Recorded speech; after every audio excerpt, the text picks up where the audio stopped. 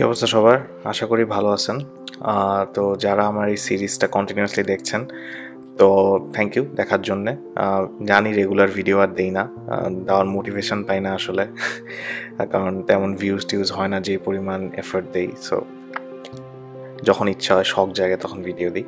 তো যেটা বলতেছিলাম, এটা আমার ফ্যামিলি ট্রিপ সিঙ্গাপুর মালয়েশিয়া। তো আম্মু এবং আমার বোন ওরা সিঙ্গাপুরেই থাকতে চাইছে, কারণ ওরা আগে মালয়েশিয়া গেছে। তো আমার ওয়াইফ আগে মালয়েশিয়া যায়নি, তো ভাবলাম যে আম্মু আর আমার বোন সিঙ্গাপুর থাকুক, এই ফাঁকে ওয়াইফকে একটু মালয়েশিয়া ঘুরে আনি। তো আমরা এখন চাঙ্গি এয়ারপোর্টে আছি। চাঙ্গির থেকে আমরা চলে যাব কুয়ালালামপুরে। আমাদের ফ্লাইট প্রাইস পড়েছিল পার পারসন 2,800 টাকা।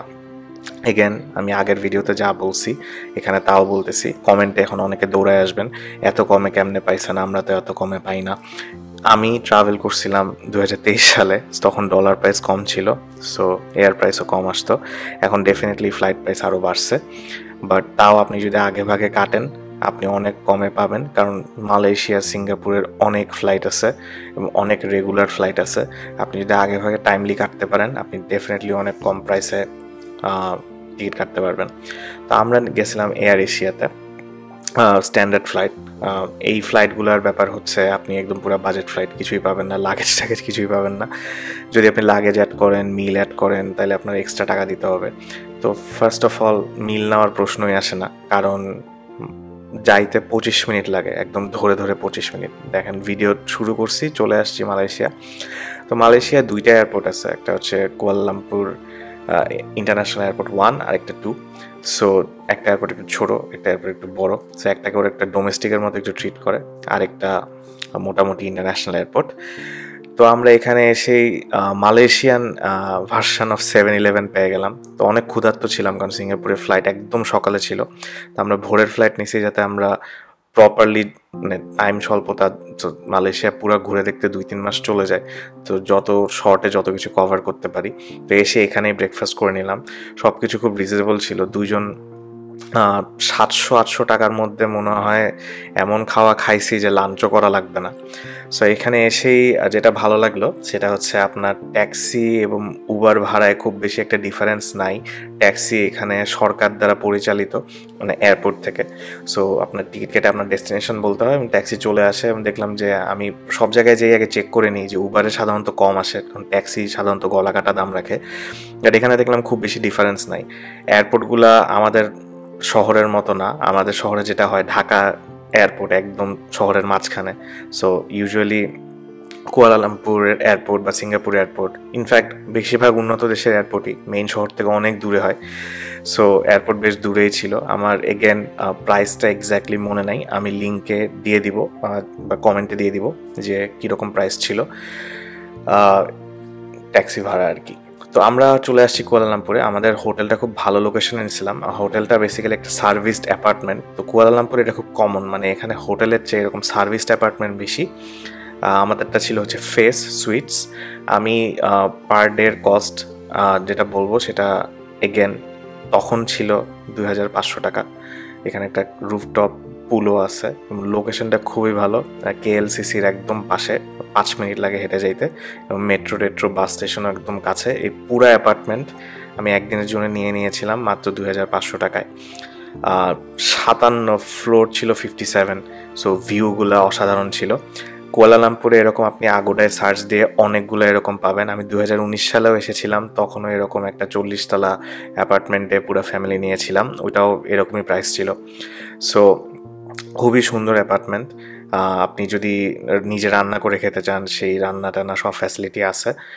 এগেন আগোডার থেকে আগেটাকে কাটতে হয়, এবং আমি বলবো না যে এটা 2,500 টাকা হয়তো এখন পাইতেও পারেন, বাট ডলার প্রাইস যেহেতু বেড়ে গেছে আমি এক্সপেক্ট করি যে তাও 3,500-4 হাজারের মধ্যে পাওয়া উচিত যদি আপনি আগে ভাগে কাটতে পারেন। দেখতেই পাচ্ছেন কুয়ালালামপুর শহর।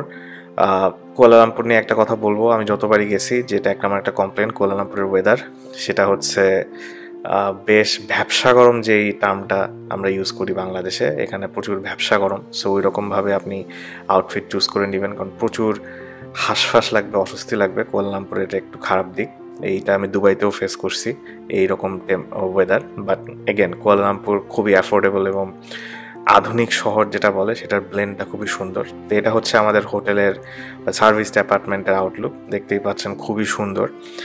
তো আমাদের আজকে প্ল্যান ছিল আমরা পরের দিন সকালে, ভিডিও যারা দেখছেন আগের পর্বগুলো, যে আমরা লাঙ্কাওয়ে চলে যাব। তো ওই যে দেখতে পাচ্ছেন মেনারা টাওয়ার্স, লোকেশন নিয়ে আশা করি আইডিয়া আছে, বুঝতে পারছেন যারা কুয়ালালামপুর গেছেন যে এটা খুবই ভালো লোকেশনে। তো যেটা বলতেছিলাম, আমরা যেহেতু পরের দিন লাঙ্কাওয়ে চলে যাব, তো আমাদের প্ল্যান ছিল একদিনে কুয়ালালামপুরের আশেপাশে যতটুকু কভার করা যায়।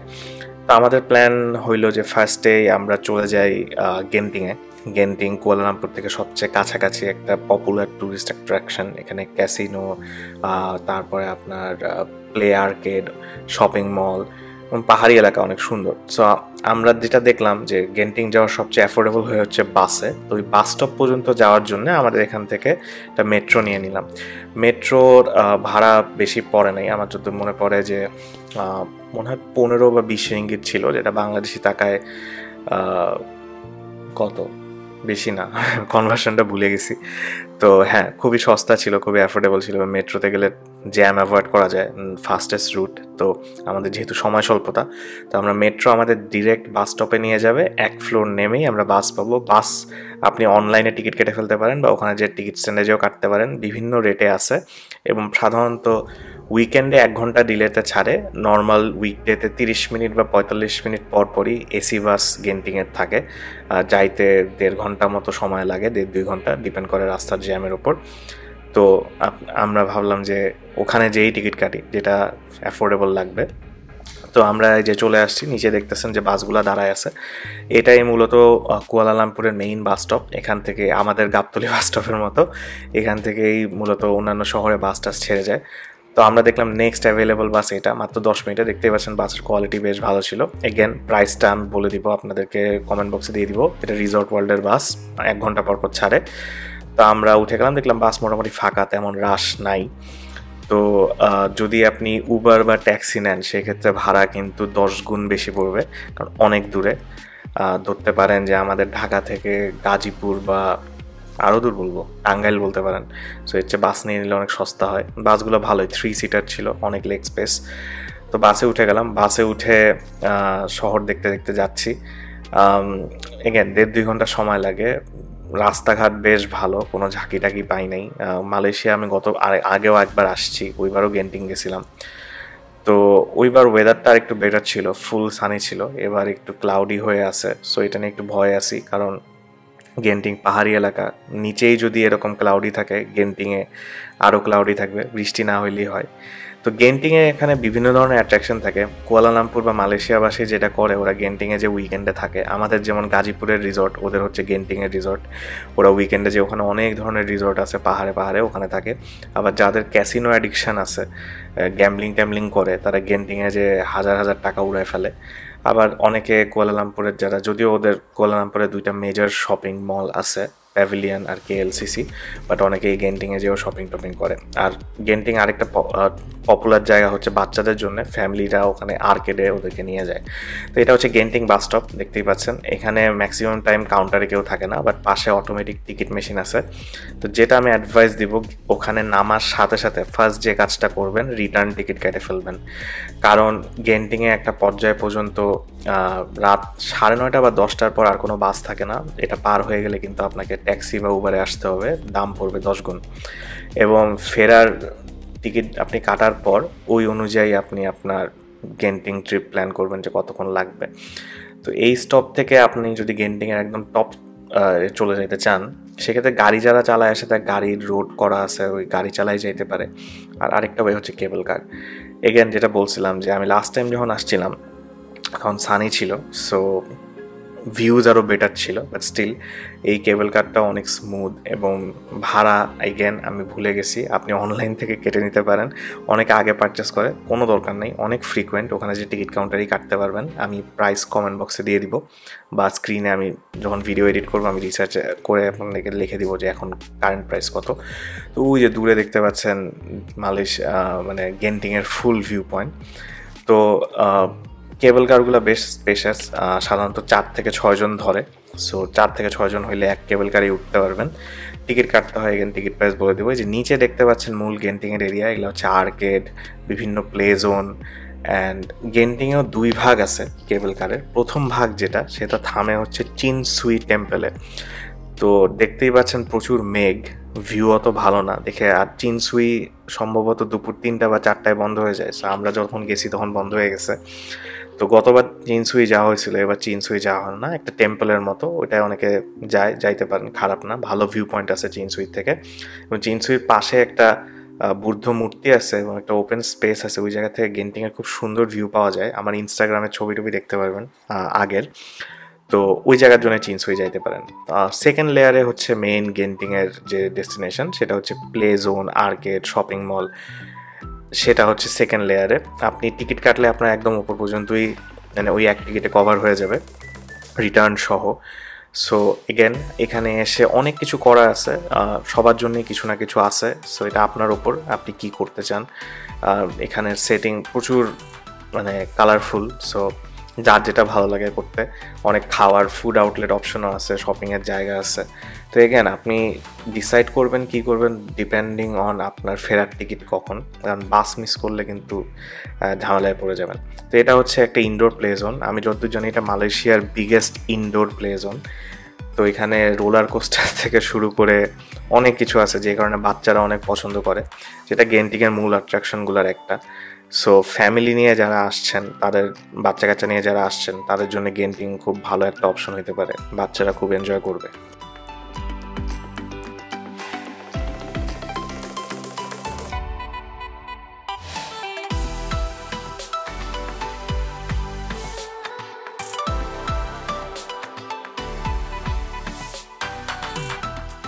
এটা গেন্টিং হাইল্যান্ডসের একটা আইকনিক জায়গা, সেটা হচ্ছে যে ইনডোর প্লে জোনটা, সেটা যে রুফটা, এই রুফটার digital roof. So colour change হইতে থাকে, থিম চেঞ্জ হইতে থাকে, ডিফারেন্ট অকেশনের ডিফারেন্ট থিম বানায়। অ্যান্ড দেখতেই পাচ্ছেন যে অনেক ধরনের রাইডস আছে। ডেফিনেটলি প্রত্যেকটা রাইডের জন্য আপনাকে আলাদা পে করতে হবে, পে কাউন্টারগুলো প্রত্যেকটা রাইডের সামনে সামনে আছে।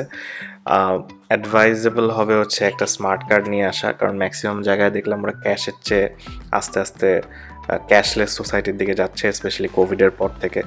সো আপনার ক্রেডিট বা ডেবিট কার্ড হলে ভালো হয়, ওরা ওইটাকে প্রেফার করে, কারণ অনেক জায়গায় আমি দেখলাম ওরা কার্ড ছাড়া নিচ্ছে না। তো অনেক ধরনের রাইড আছে। আমি ভাবলাম যে হয়তো আরও 10-15 বছর আগে আসলে ভালো হইতো, এখন বয়স হয়ে গেছে, এই সব রাইড অতটা টানে না, দেখতেই ভালো লাগে, রাইডে ওঠার খুব একটা ইচ্ছা হয় না।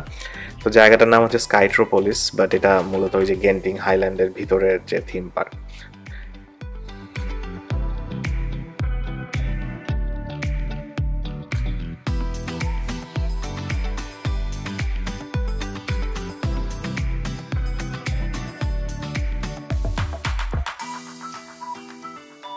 যারা মুভি টুভি দেখতে চান, এখানে আইম্যাক্স মুভি থিয়েটার আছে। যদিও মালয়েশিয়ার ভিতরে মানে কুয়ালালামপুরের ভিতরেও অনেকগুলো এরকম থিয়েটার আছে, বাট অনেকে এখানে ডে আউটের জন্য আসে এবং মুভি টুভি দেখে খেয়ে টেয়ে যায়। খাওয়ার অপশন অনেক আছে, সো খেতে পারেন। আমাদের বললাম তো সকালে যে খাওয়াটা দিছি, দেখতেই পারছেন ভিডিওতে, তো ওই খাওয়ার পরে আসলে পেটে তখনও খুব একটা খিদে লাগে নাই। সো আমরা আপাতত এক্সপ্লোরই করতে থাকলাম। এখানে যেটা দেখলাম যে আপনি কম্বো রাইড নিতে পারেন, মানে আপনি একসাথে 5টা-10টা এরকম যদি রাইড নেন তাহলে এক্সট্রা ডিসকাউন্ট পাওয়া যায়। সেটা ওদের ওয়েবসাইটে রেগুলার আপডেট করা থাকে। যদি উইকেন্ডে যান বা ছুটির সময় যান, এখানে কিন্তু অনেক কেওস থাকবে, অনেক মানুষজন থাকবে। এই এখন যত মানুষজন দেখতেছেন এটা নর্মাল টাইম, আমরা উইকডেতে গেছিলাম, সো নর্মালি যত ভিড় থাকে তার চেয়ে কম। সো বুঝতেই পারতেছেন যে উইকেন্ডে কী পরিমাণ ভিড় হয়, সো ওইটা মাথায় রেখে যাবেন। চলেন গেন্টিং দেখতে দেখতে কিছু জেনারেল ডিসকাশন করা যাক মালয়েশিয়া নিয়ে। তো অনেকেই বলে মালয়েশিয়া আসলে কত দিনের জন্য আসবো। দেখেন, আপনি 2 দিনের জন্যও আসতে পারেন, 2 মাসের জন্যও আসতে পারেন, কারণ মালয়েশিয়া দেখার অনেক জায়গা আছে। আমি মালয়েশিয়াকে অনেকগুলো জোনে ভাগ করি। এই গেন্টিং, পুত্রাজায়া, কুয়ালালামপুর এগুলা কাছাকাছি, তো এগুলা 1 দিন 2 দিনে অনেকখানি কভার করা যায়। এরপর আরেকটা জোন যেটা খুবই পপুলার, যেটা আমিও গেলাম এবার, সেটা হচ্ছে লাংকাউই আরেকটা জোন যেখানে অনেক কিছু দেখার আছে।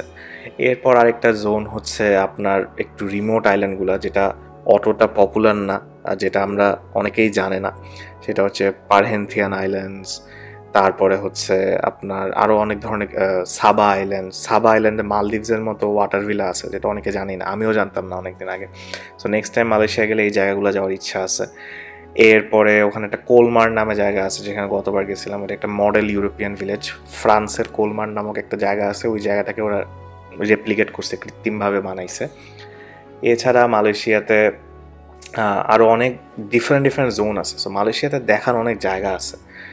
মালয়েশিয়া অনেক বড়, আমরা অতটা বুঝি না। সো আমি রেকমেন্ড করব ডেফিনেটলি 7 দিন মিনিমাম, 10 দিন হইলে ভালো হয়, 14 দিন হইলে আরও ভালো। তাহলে মালয়েশিয়ার অনেক কিছু দেখতে পাবেন। ক্যামেরন হাইল্যান্ডস আছে, যেটাকে আমি বলবো যে মালয়েশিয়ান ভার্সন অফ সিলেট। চা বাগান টাগান আছে, বাট আরও উঁচু উঁচু। সো অনেকে ক্যামেরন হাইল্যান্ডসেও যায়। সো এগেন আমার অ্যাডভাইস থাকবে 7 থেকে 14 দিন। সাউথ ইস্ট এশিয়ার যতগুলো কান্ট্রি আছে, থাইল্যান্ডের পর থাইল্যান্ড এবং ভিয়েতনামের পর সবচেয়ে রিজনেবল ডেফিনেটলি মালয়েশিয়া। তো কথা বলতে বলতে আমরা শহরে চলে আসছি এবার কুয়ালালামপুরে বাস স্টপে নেমে আমরা একটা ট্যাক্সি নিলাম, উবার নিলাম। উবারে করে আমরা চলে আসছি হচ্ছে main attraction Petronas twin tower. Kuala Lumpur আসছেন, এগেন আরেকটা স্পট। টুইন টাওয়ারে যাবেন না তা তো হয় না। তো টুইন টাওয়ারের ভালো দিক হচ্ছে এটা যত রাত হয় তত খালি হয়ে যায়, হাজার হাজার মানুষ এটার সামনে দাঁড়ায় থাকে। তো এটার সামনে একটা জাতের ছবি তুলতে পারা মানুষ ছাড়া খুবই টাফ। বিকাল টিকালে তো কথাই নেই, মানুষ আর মানুষ থাকে। তো আমরা ভাবলাম যে গেন্টিং ঘুরে এসে, যেহেতু এটা গেন্টিং সব বন্ধ হয়ে যায়, কিন্তু এটা তো বন্ধ হয় না, সারা রাত থাকে।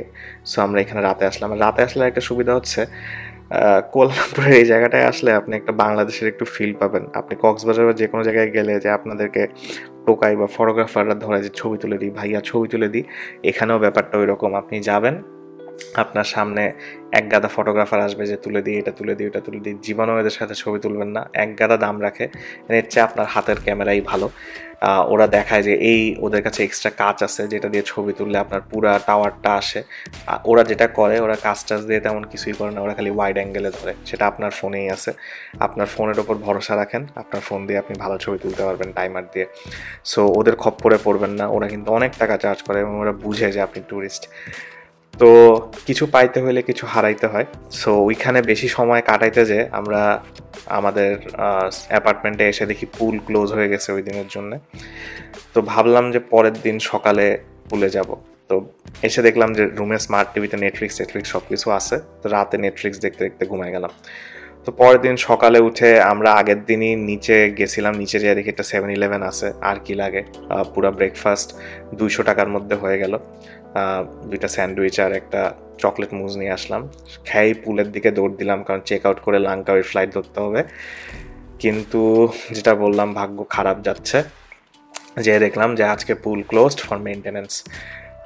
খারাপই লাগলো, কারণ এই ইনফিনিটি পুল থেকে মেনারা টাওয়ারের খুব সুন্দর ভিউ পাওয়া যায়, যে ছবি দেখে এই অ্যাপার্টমেন্টটা চুজ করছিলাম, কিন্তু কপালে নাই।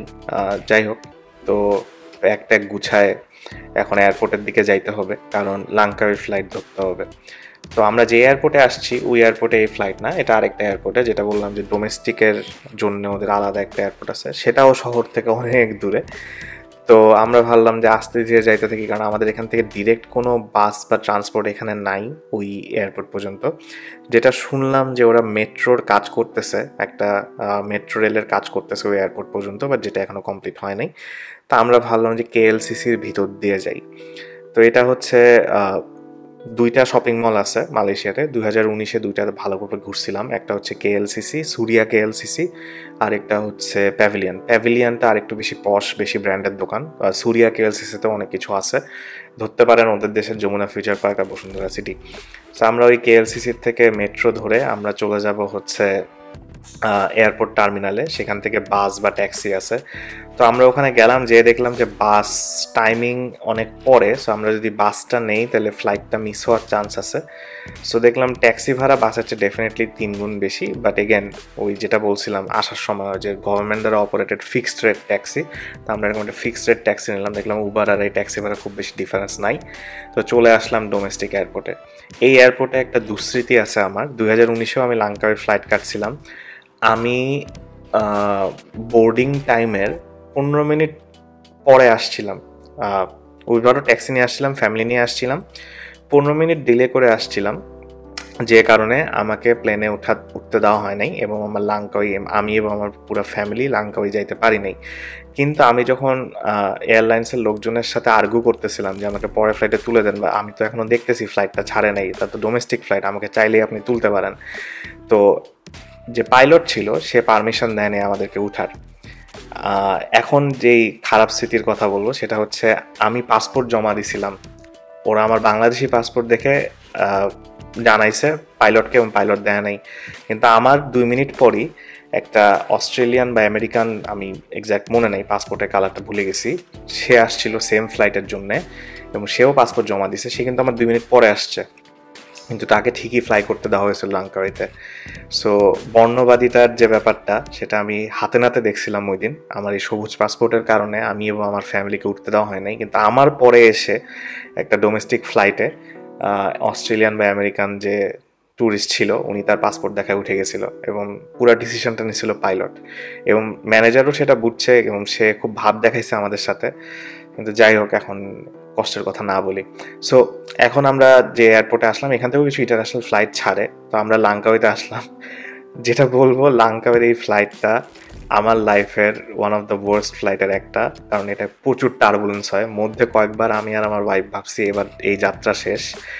আমার অনেক রিলেটিভ এখানে আগে আসছিল, তারা সবাই বলছিল যে এই ফ্লাইটটা একটা লক্ষ্যচক্কর ফ্লাইট। আমি কথায় কান দিই নাই, যে মানুষ তো কত কিছু বলে। ওয়েদার কিন্তু অত বাজে ছিল না, তাও ফ্লাইট, এবং মানে ফ্লাইটটা অনেক ছোট, দেখতেই পারছেন।